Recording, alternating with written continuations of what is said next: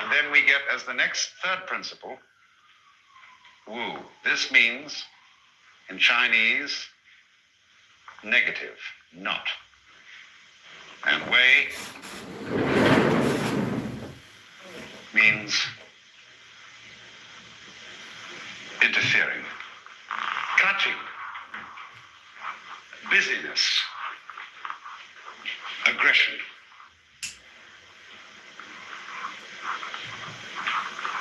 So the principle whereby a person may come into accord with the course of nature is by Wu Wei, not clutching.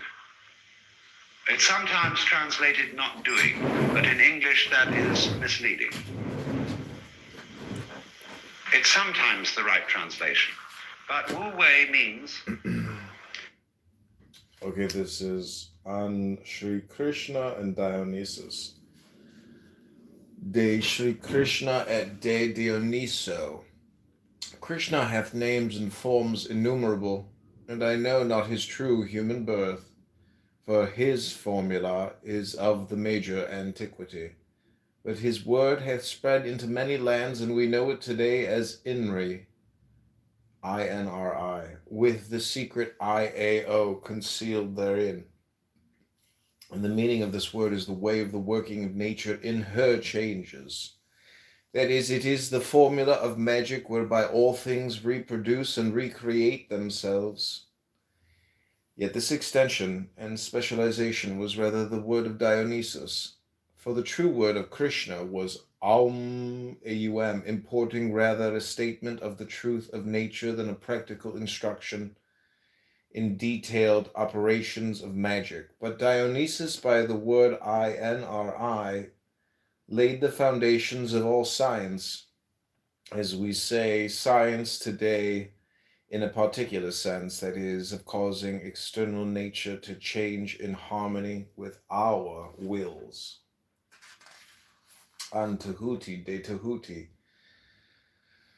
Tahuti or Thoth confirmed the word of Dionysus by continuing it, for he showed how by the mind it was possible to direct the operations of the will. By criticism and by recorded memory, man avoideth error in the repetition of error.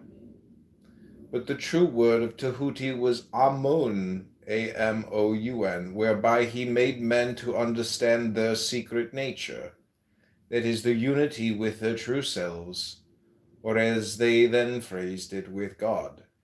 And he discovered unto them the way of this attainment and its relation with the formula of INRI, I-N-R-I. Also by his mystery of number, he made plain the path for his successor to declare the nature of the whole universe in its form and in its structure, as it were an analysis thereof, doing for matter what the Buddha was decreed to do for mind.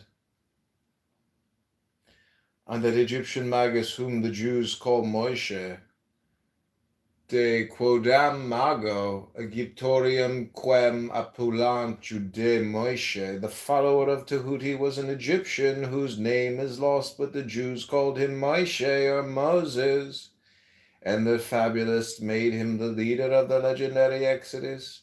Yet they preserved his word, and it is IHVH, which thou must understand also as that secret word, which thou hast seen and heard in thunders and lightnings in thine initiation to the degree thou wottest of. But this word is itself a plan of the fabric of the universe, and upon it hath been elaborated the holy Kabbalah, whereby we have knowledge of the natures of all things, soever upon every plane of by-coming, and of the forces and tendencies and operations, with the keys to the portals. Nor did he leave any part of his work unfinished, unless it be that accomplished 300 years ago by Sir Edward Kelly, of whom also I come, as thou knowest. Not acting against the grain of nature, acting in accordance with it. And the best possible example of Wu Wei is the art of sailing.